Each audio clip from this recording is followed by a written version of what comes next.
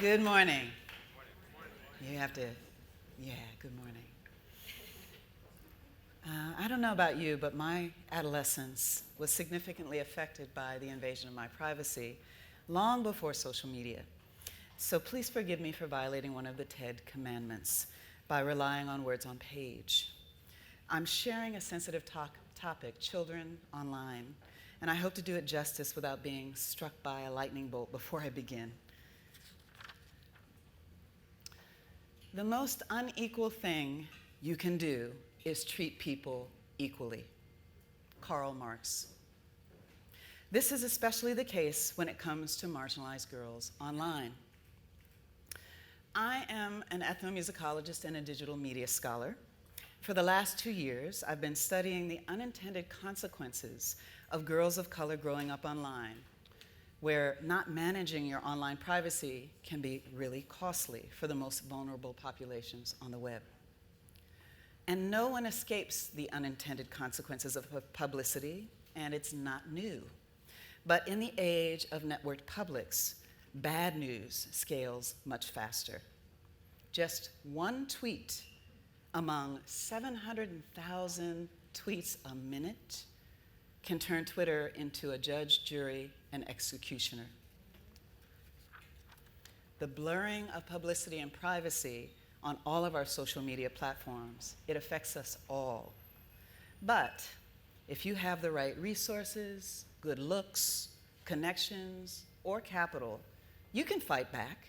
Your privacy and your future earnings you may be able to protect, or you could lose millions in a second, as we witnessed a week ago when the #1 NFL draft pick fell from 1 to 13 because of a video leak.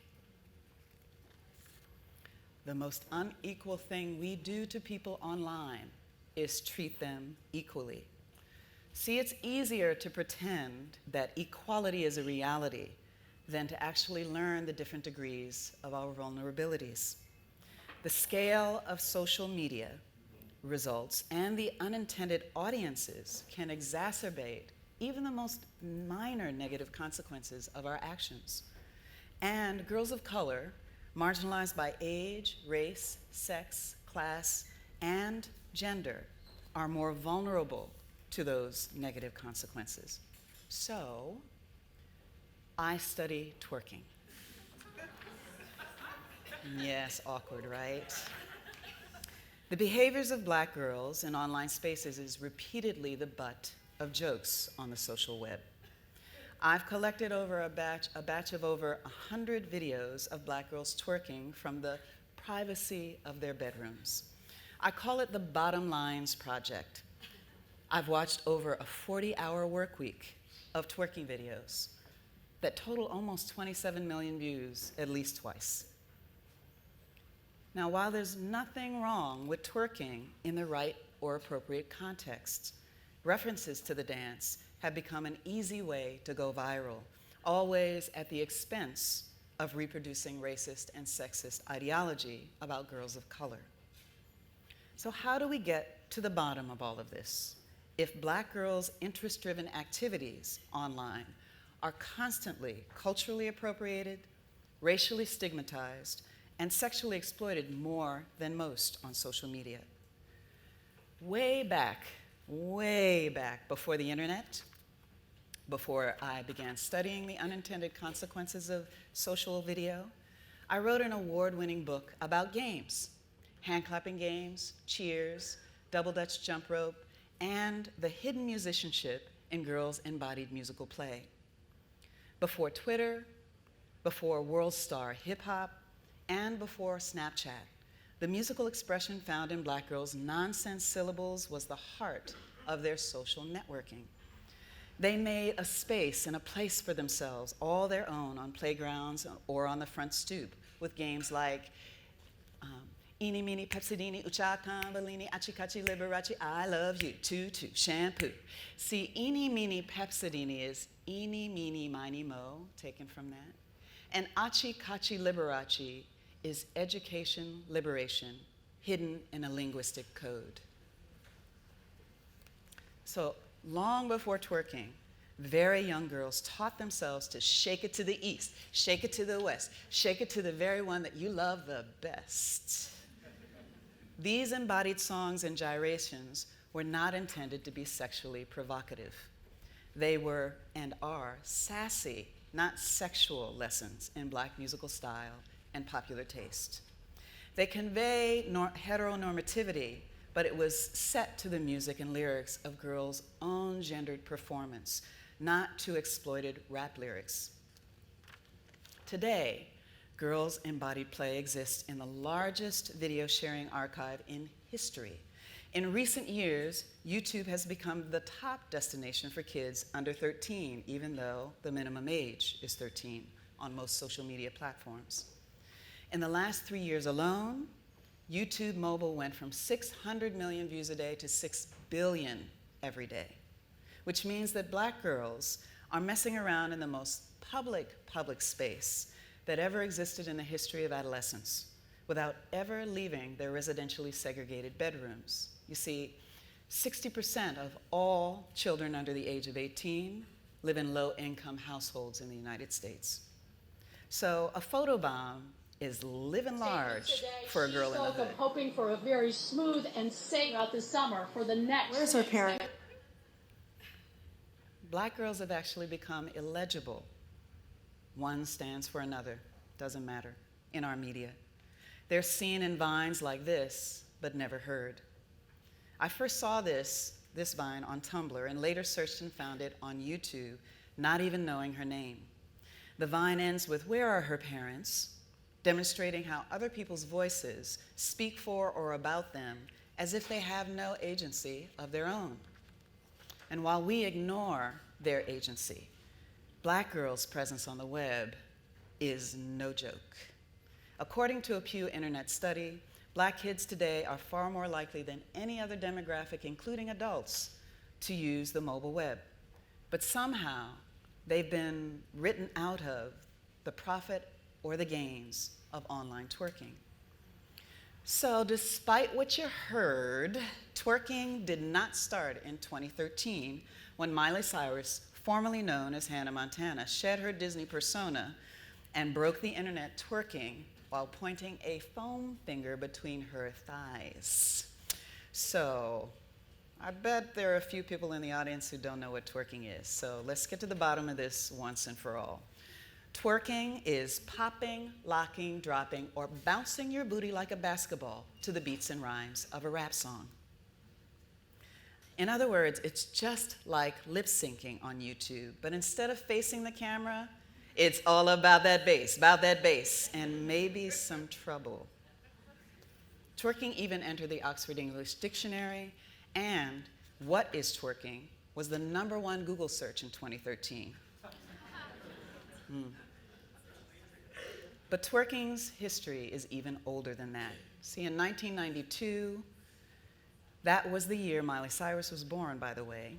The word twerk, or a contraction to work it, or to work that body, first appeared on a New Orleans mixtape. Twerking actually dates back to the late 1980s in New Orleans. That makes it almost a 30-year-old dance tradition. And it's closely associated with the New Orleans hip-hop scene called bounce. So in New Orleans, twerking isn't called twerking, it's called bounce. And the members of the $1 Million Babies, who are pictured here, have marched in the Mardi Gras for over 100 years, and they claim that the dance is as old as their organization. So how did twerking go from Mardi Gras to Miley Cyrus? Well, 2 cataclysmic things happened in 2005.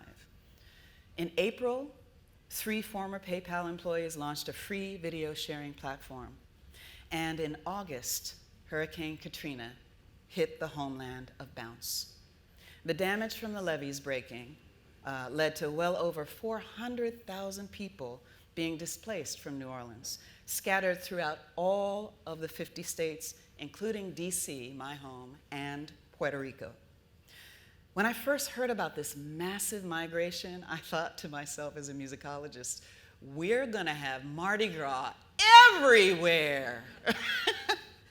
Because the people who came from this cultural hotbed, the birthplace of jazz, Dixieland, Zydeco music, Cajun gumbo. They're going to take their culture wherever they land. We didn't get Mardi Gras. We got hundreds of youth connecting through YouTube. You can find videos of bedroom twerking as early as 2006 deep in the archives of YouTube. And since then, millions of the youngest online black girls from places like the UK, Paris and France, Brazil, the Caribbean, they all have uploaded videos of themselves. While viewers on YouTube may not know the history or all of this history that I've shared with you, or understand the intentions behind twerking, there is no doubt that the invisible audiences out there judge it. And search algorithms remix your perceptions in their results. When black girls today search for representations of themselves twerking to reconnect with their imagined community, their images are often drowned out by the images of white girls. Search results by age offer a chilling effect. So on YouTube, you're supposed to be 13 and up. So the minimum age is 13. So you can search for 13-year-olds twerking, 12-year-olds twerking, 10-year-olds twerking, or 8-year-olds twerking. But it's difficult to locate black girls on the first page of these results. And when you specifically search for black girls twerking, the thumbnails and the search results are different. 12-year-olds, 10-year-olds, and 8-year-olds. In one search, an 8-year-old we'll call Ruby had uploaded a video of herself about a year ago that had 600 views when I found it. Imagine 600 people in your 8-year-old daughter's bedroom. The most disturbing, and so this is the video, just a little clip. I'm gonna twerk and I'm 8 years old. Twerk. You don't know how long I've waited for you. Now, if that's not disturbing, what's even more disturbing are the video comments below. 60% in my data set are typically like this one. The way black girls are being degraded and devalued, as if they're selling their bodies for mere attention, is being digitally reproduced by audiences at a scale that outnumbers their presence on the web. And unfortunately, this is not new. This is an early 20th century postcard. And it's why, if you've seen Beyonce's Lemonade film, that production of film feels so redemptive to black women. In fact, this kind of stuff is actually trending. Latifah, Shaniqua, Latoya, LaQuisha, Lakeisha, Latomia, Rohandra, Bonquisha, Shatanya, Tapromination, LaQuishria. So if we continue to restigmatize black girls and their quote-unquote business, we will also resegregate the global culture of the web. How are we to rehumanize marginalized groups when making fun of them is a form of clickbait for 32 million views? One of the unintended consequences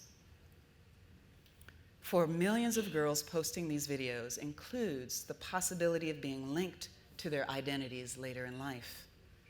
So, you may never twerk online, but we've all done things people would easily judge. Restigmatizing black girls' play with sexploitation is a public health problem. Black girls are not one part of themselves. You, just like them, are not one part of yourself. They are not a teenage pregnancy. They are not a thought, that hoe over there, or a dance done in the mirror of a webcam. In 1963, James Baldwin wrote that we can make America what America must become. My request, do not renege on that promise for the sake of protecting my privacy, your privacy, and hers. Thank you.